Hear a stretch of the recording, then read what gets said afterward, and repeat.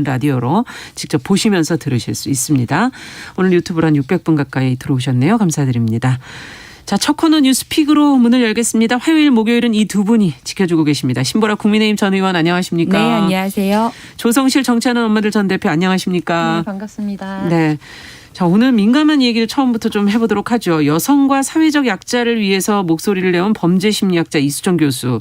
지금 이제 국민의힘의 공동선대위원장직을 이제 수락을 했는데 당의 영입 배경, 또 이 교수가 직을 수락한 이유, 그리고 또 언론을 통해 전해진 주요 발언들 먼저 좀 정리해보고 어떤 논란들이 있는지도 살펴보겠습니다. 신보라 의원께서 좀 내부적인 내용들 좀 정리해 주시죠. 네, 어제 윤석열 후보는 중앙선거대책위원회를 열고 2차 선대위 인선안을 확정하면서 네. 공동선거대책위원장으로 이수정 경기대 교수를 인선했습니다. 범죄심리 전문가인 이 교수는 지난해 미래통합당, 그러니까 국민의힘 전신이죠. 예. 성폭력 특위에 참여하면서 당과 인연을 맺은 바 있는데요. 네.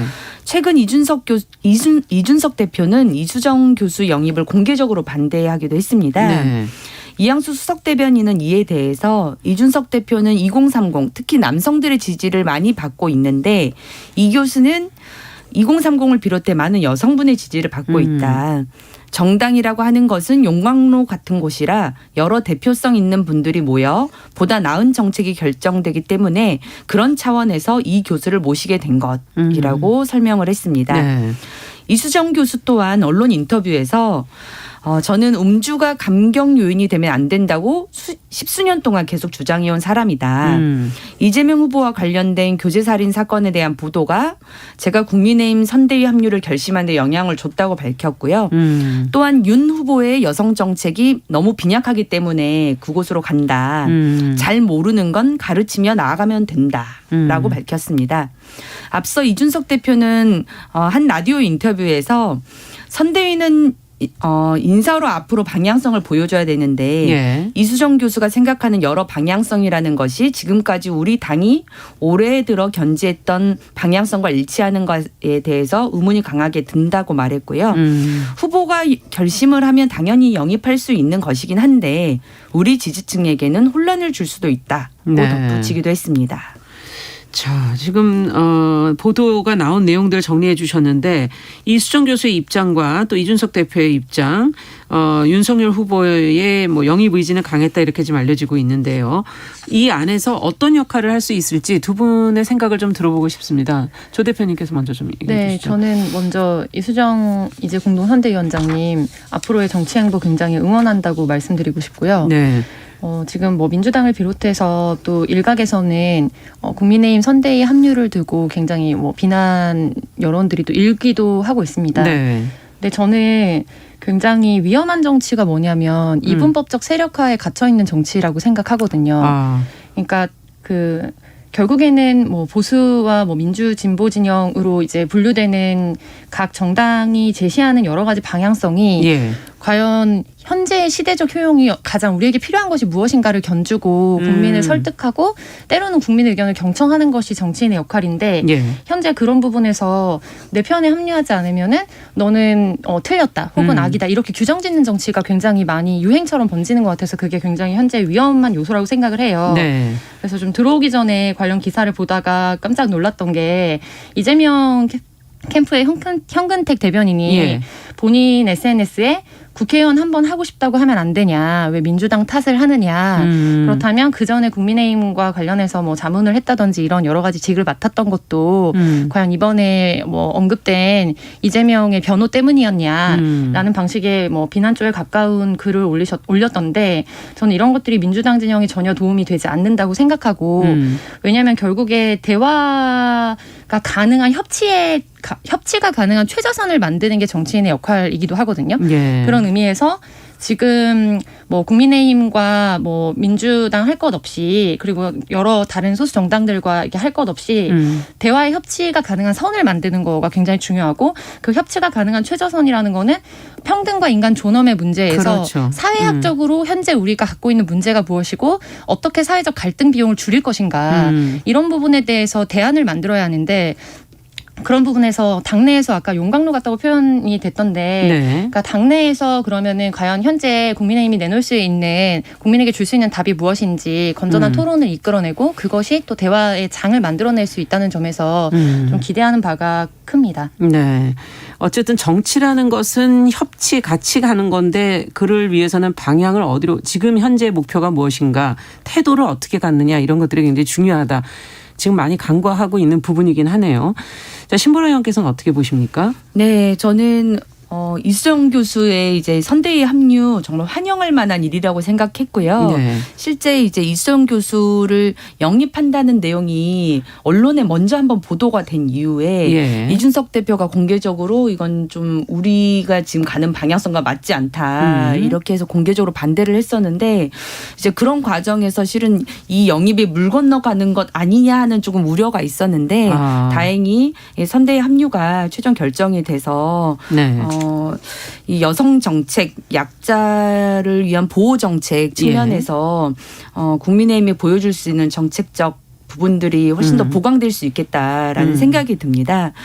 그 이수정 교수 같은 경우는 알려진 바에 따르면은 지난해 여름에 당 성폭력 대책특위에 그렇죠. 합류를 했었고 예. 그래서 특히나 이제 그때 합류를 하면서 스토킹 처벌법 입법화에 크게 이제 노력을 했고 네. 또 당이 이제 어쨌든 여야 합의로서 이제 최종 법률화되는 것이기 때문에 이렇게 동의해서 입법화되는데 역할을 하셨다고 알려져 있어요. 네. 근데 저도 제가 20대 국회 때 데이트 폭력 방지법이라든지 이런 법률을 많이 제안하기도 그렇죠. 했었는데 실제 이제 국민의힘 정당이 네. 이런 부분에서 좀 적극적인 역할을 잘 안 해왔습니다. 비교적 물론 개별 의원들의 관심사에 따라서 어떤 안전한 사회랄지 여성 폭력으로부터 방지하는 여러 노력들을 해오긴 했지만 그게 어떤 정당 차원의 관심사로 확대되지는 못했고 네. 그런 측면에서 여전히 국민의힘이 여성 정책이나 약자를 보호하기 위한 그런 정책들에 조금 더 선도적인 노력을 좀 기울일 필요가 분명히 있다. 네. 전 그런 측면에서 분명히 역할을 하실 거라고 생각하고요. 그 재보궐선거가 지난해 4월에 있었었는데 그렇죠. 그 서울시장 선거요. 그때 나경원 그 당시 서울시장 후보하고도 같이 이런 정책적 공유를 좀 하기도 했었어요. 이수정 교수께서. 네. 그때 이제 한창 클럽하우스라고 하는 SNS가 유행을 할 시작했을 때. 네, 그 클럽하우스에서 그 나경원 후보하고 이수정 교수가 함께 콜라보레이션으로 여성 뭐 성폭력 그런 정책들에 대해서 그 대화를 나누기도 했었거든요. 예. 그래서 일정도 좀 그 교감들은 분명히 있고 예. 실제 이수정 교수가 여러 언론 인터뷰에서 밝힌 것처럼 실은 진보 진영이나 보수 진영을 막론하고 여성에 대한 보호가 굉장히 필요하고 특히나 이제 사회가 좀 더 서로를 침해하지 않으면서 안전하게 살 수 있는 그런 방법 그게 가장 자신의 큰 관심사이기 때문에 그런 관심사를 제도로서 만들기 위해서는 그건 진보 보수를 나는 가리지 않는다. 네. 이렇게 또 해왔었거든요. 그런 측면에서 저는 이수정 교수가 이렇게 정치적 베이스에 들어오셔서 밖에서만 이제 설파하는 것이 아니라 그걸 제도로 만들어내는데 분명 영향력을 보여줄 수 있을 거라고 생각을 합니다. 네. 다만 제가 조금 이제 걱정이 되는 건 어떤 부분이 걱정스러우신가요? 이게 한 나라의 대통령 그리고 또 여당이 되고자 하는 어떤 제1 정당이라면 실은 국민 모두를 위해서 도움이 될 만한 정책 공약을 또 제시하고 국민들로부터 선택을 받는 게 중요한데 실제 선거 전략상에서는 어떤 게 표심에 도움이 되느냐, 어떤 지지층을 가지고 이제 선거를 끌고 갈 것이냐. 네. 좀 그런 부분에 의해서 좀 좌지우지되는 측면이 있고 실제 지난 재보궐 서울시장 선거 때도 2030 남성 지지층의 어떤 전폭적인 지지 하에 선거 승리를 이끌었다라고 하는 분석이 좀 유효하게 여전히 제시되다 보니 지금 대선과 관련해서도 그 부분에 유효한 전략이라고 생각하고 그 부분에만 정책 공약이 좀 집중되는 경향이 분명 있습니다. 네. 그래서 뭐 여성가족부 폐지라고 하는 부분이랄지 무고죄에 대해서 처벌을 강화하겠다는 이런 공약들이 대체적으로 그렇죠. 한쪽 지지층 그리고 한쪽 뭔가 성별에 따른 네. 그런 지지 경향에 근거한 어떤 정책 공약으로 이어지는 게 있는데 저는 그 이수정 교수님이 뭐 주장하시는 여러 보호 정책이랄지 예. 이런 것도 실은 그게 남녀를 차별하거나 남녀를 구분하는 것이 아니라 상대적으로 여성이 약자인 건 사실이고 대체적으로 많은 폭력 중에 80%가 여성에게 집중되어 있다 피해가 맞습니다. 그렇기 때문에 사회적 약자를 보호하는 정책이야말로 가장 효과적으로 모든 사회 구성원들이 안전하게 살 수 있는 사회를 지향하는 것이다. 필수적인 것이죠. 네, 어떻게 본다면. 그런 관점에서 이 정책을 제안하고 그런 것들로 조금 좀 선거 전략상의 그런 게 아니라 진짜 국민들이 행복하게 살 수 그렇죠. 있는 방법이 무엇이냐 예. 그런 관점에서 좀 바라봤으면 좋겠다. 바라보고 네. 정책이 나왔으면 좋겠다. 맞는 말씀이네요. 대선이라는 건 진짜 뭐 선거 전략으로 네. 한 층만을 위해서 지금 이거 준비되어지는 것이 아니지 않습니까? 네. 국민 전체. 그러니까 그 타겟인 것이고 선거 전략도 중요하지만 그 공약이나 이런 것에 있어서의 어떤 균형성 이런 것도 분명히 필요한 것 같고요. 조 대표님께서는 어떻게 보십니까? 네, 저는 좀 다만 우려하는 점은 이렇게 정당의 특성상 이렇게 뭔가 사회적 저명도나 역할을 해오셨던 분들이 정당에 영입되었을 때 일회성으로 소비되는 경우가 굉장히 많습니다. 네. 그리고 더군다나 현재 지금 윤캠프는 굉장히 거의 뭐 빅캠프, 빅텐트 뭐 론을 지향한다 뭐 이렇게 알려질 정도로 다선 의원들이 많고 지난 뭐 두 번의 보수 정권에서 여러 역할들을 했던 위원들을 중심으로 해서 축이 사실은 형성돼 있는 걸로 알려져 있기 때문에 그 내부에 강한 정치 역학이 분명히 있을 것이고 그래서 사회적으로 조명받는 거에 비해서 이 이수정 교수가 가서 실질적으로 이 안에 정치적으로 어떻게 영향력을 가지고 입안할 것인가의 문제는 또 다른 차원의 문제일 거라고 생각해요. 그러네요. 그래서 아까 응원이라는 부분이 그런 부분에서 아까 뭐 신보라 의원님 말씀하신 것처럼 그러니까 사회 전체에 어떤 것이 더 나은 안정과 효용을 확보할 수 있게 할 것인가를 잘 설득하고 또 정치적인 역할들을 해주셨으면 좋겠다라는 부분과 두 번째로는 보통 우리가 사회적인 저명도를 가지고 있는 분들이 정치에 이제 인재 영입이 될 때 그 분야에 대한 명확한 철학은 알고 있습니다. 그렇죠. 근데 다만 경제라든지 뭐 정치 전제나 뭐 역사를 바라보는 부분들 뭐 그리고 현재 앞으로 우리가 나아갈 미래 정책이나 이런 부분에 대해서 어떤 입장을 가지고 있는지를 견져보기는 데이터가 굉장히 거의 없다. 맞아요. 그래서 지금은 뭐 공동선대위원장으로 가 계시기 때문에 이제까지 전문성을 갖춰왔던 부분에 대한 역할을 하겠지만 지금 대선을 앞두고 향후에 어떤 역할을 당내나 또 혹은 뭐 정부 차원에서 그리고 향후에 총선이나 이런 데서 할 것인가에 따라서 이분이 갖고 있는 사회 전반에 대한 정책 방향에 대한 검증도 이제 추후적으로 계속해서 이루어져야 할 부분이다. 그러네요. 이 부분에 대한 말씀드리고 싶습니다. 네, 전문가들이 좀 저명도 있는 인물들이 일회성으로 소비되는 그 선거의 네. 방식에서 과연 이분이 어떻게 그걸 타개해 나갈 수 있는가에 대해서 응원한다. 그리고 내부 정치 역학이라는 게 또 밖에서 보는 거랑 또 다른 측면이 그렇죠. 분명히 있겠죠. 그 안에서 어떻게 그것을 실현해낼 것인가 하는 건 또 본인의 역량과 더불어 주변 환경이 어떻게 또 되느냐에 달려 있으니까요. 자, 앞으로도 저희가 계속 좀 지켜보면서 좀 제대로 된 정책들이 있는지 앞서 얘기해 주신 대선에서 국민들에게 놓쳐서는 안 될 부분과 미래 우리 대한민국의 미래를 얼만큼 잘 반영하고 있는지를 좀 면밀히 좀 들여다봐야 되겠습니다. 자, 어제 또 대선 100일을 앞두고 발달장애인들이 법원을 찾았다는 소식이 지금 들리고 있어요. 이유가 무엇인지 이걸 빨리 저희가 좀 신경 써야 될 부분인지 기자회견 주요 발언들 그 내용들을 좀 배경을 좀 짚어보겠습니다. 조 대표님께서 좀 해주시죠. 네, 20대 대선을 100일 앞둔 어제 서울중앙지방법원 앞에서 한 장애인 단체가 발달장애인의 투표 보조 지원에 대한 임시조치 및 차별구제 청구 소송 기자회견을 가졌습니다. 네. 발달장애는 현재 우리 법상에서 지적장애, 자폐성 장애, 그밖에 이제 크게 지연이 여러 가지 발달이 지연돼 있어서 생활에 상당한 제약을 받는 사람으로 대통령령으로 정하는 사람을 일컫습니다. 근데 이제 문제의 핵심은 현재 특히 발달 장애인들의 참정권이 보장되고 있지 않다는 부분인데요. 네. 2016년도 이제 발달 장애인에 대해서도 시각 장애인이나 신체 장애인과 함께 투표 보조인이 동반 투표를 할 수 있도록 중앙선거관리위원회 선거 사무 지침이 보완되었었습니다. 네. 발달 장애인의 특성상 이제 표가 작고 또 글자 위주로 되어 있는 걸 인지하기가 좀 쉽지 않거든요. 그렇죠. 그래서 보조인이나 혹은 법적으로 본인이 지정한 이제 보호자와 함께 들어가서 투표를 할 수 있도록 했으나 지난 2020년도 4월이죠. 총선 선관위에서 장애계와 일말의 논의도 없이 해당 지침을 삭제했습니다. 그래서 막상 선거 당일에 가서 봤을 때 이제 발달 장애인 분 같은 경우에는 정신장애라고 그러니까 신체 장애나 이런 부분이 아니기 때문에 그렇죠. 관련 지침에 의거해서 보조인이 함께 들어갈 수 없다. 그래서 본인만 현장에서 들어가야 되는 상황들이 발생했고 현장 혼선이 컸을 뿐 아니라 이것은 발달 장애인의 투표권을 심각하게 박탈한다. 현재 장애계에서는 약 투표 인원을 25만 명 정도로 추계를 하고 있거든요. 25만 명. 네. 네. 그래서 이제 이거 관련해서 뭐 인권위에 진정을 하고 인권위에서 실질적으로 이것은 장애인 차별금지법을 비롯한 예. 여러 가지를 위반한 조항이기 때문에 관련해서 이제 구제 조치를 해야 한다라는 권고 지침이 있었지만 9개월 넘게 아무런 조치가 이루어지지 않고 있는 상황입니다.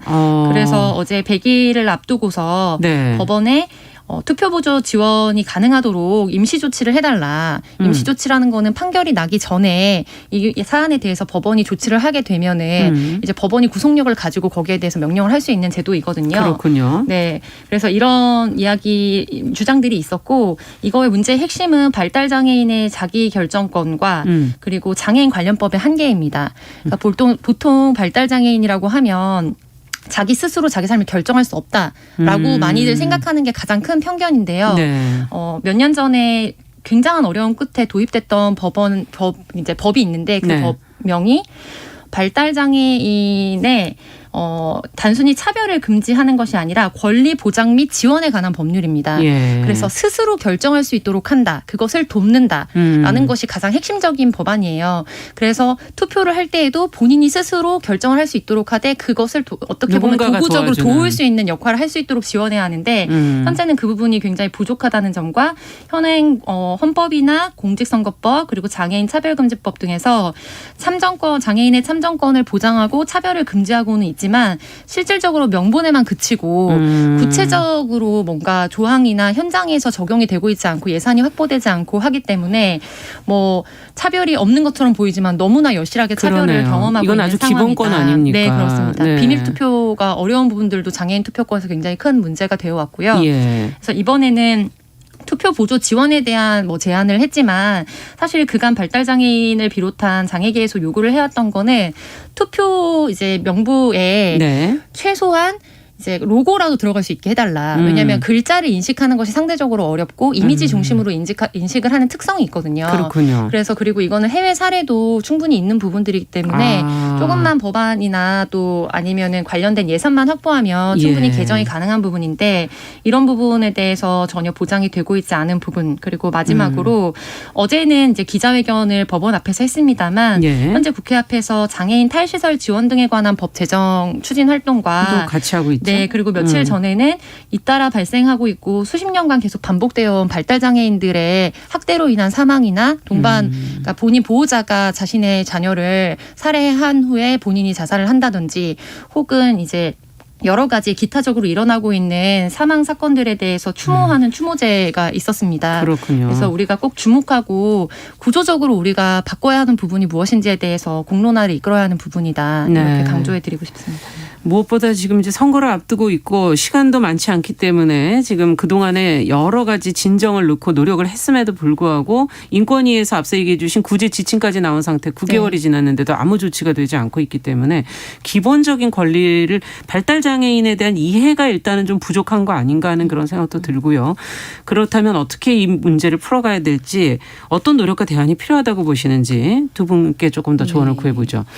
우선 진짜 투표가 대의민주주의의 핵심이고 예. 실은 나의 의사를 대리해서 나의 권리를 지켜줄 수 그렇죠. 있는 사람을 선택하는 행위잖아요. 네. 그래서 그 투표가 장애로 인해서는 절대 제한되어서는 안 되죠. 예. 안 되고 자신의 의사가 또 정확히 반영될 수 있도록 하는 도움도 당연히 있어야 되는데 지금 이 건과 같은 경우는 그 부분이 전혀 보장되어 있지 않은 문제다. 네. 그게 저는 핵심이라고 보고요. 저는 장애인분들이 투표하는 그 기본적 행위에서도 굉장히 애로사항이 많고 네. 그게 여러 제도가 여러 측면에서 이제 많이 법률화되었다고는 하지만 아직도 그 부족한가 네, 봐요. 아직도 부족한 부분들이 많다는 걸 저도 이번 보도를 통해서 또 알게 됐습니다. 보면 실제 지금 이 지침 하나의 변경 때문에 권리 자체를 지금 제한당하는 상황인데 예. 당장에는 그 지침 자체를 다시 보완하는 게 가장 현실적인 네. 것 같고요. 왜 그 부분에 대해서 인권위도 문제 제기를 하고 있고 네. 이런 보도가 나오는데도 선관위가 왜 움직이고 있지 않은지 그건 좀 의문이에요. 저는 25만 명의 발달장애인이 네, 있는데요. 의회 차원에서 분명히 나서서 좀 해야 될 것 같고 그다음에 이제 이걸 제도적으로는 공직선거법 이제 157조 네. 자체를 개정하는 것 그러니까 157조에 보면은 예. 그 시각 또는 신체 장애로 인해서 자신이 기표할 수 없는 선거인은 그 가족 또는 본인이 지명한 2인을 동반해서 투표를 보조할 수 있게 한다라고 네. 되어 있는데요.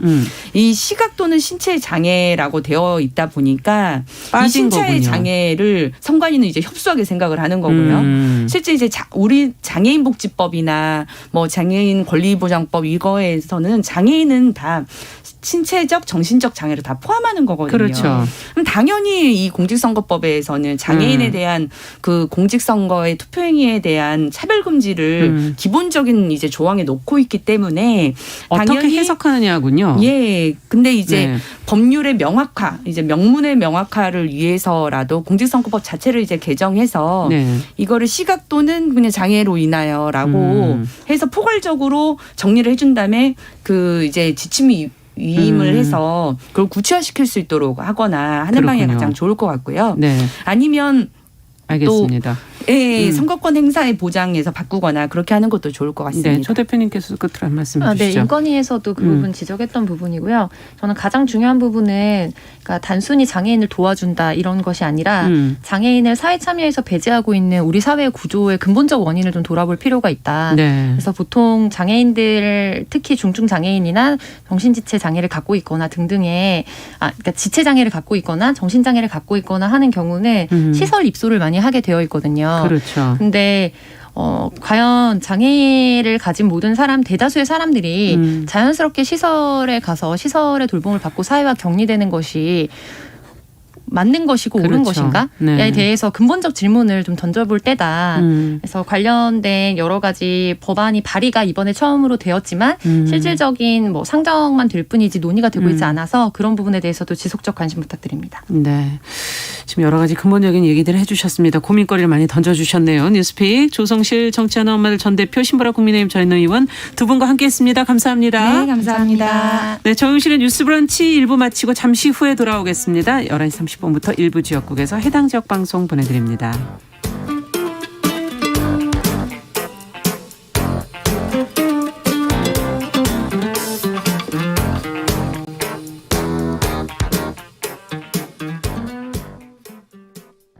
지금 시각은 11시 30분입니다. KBS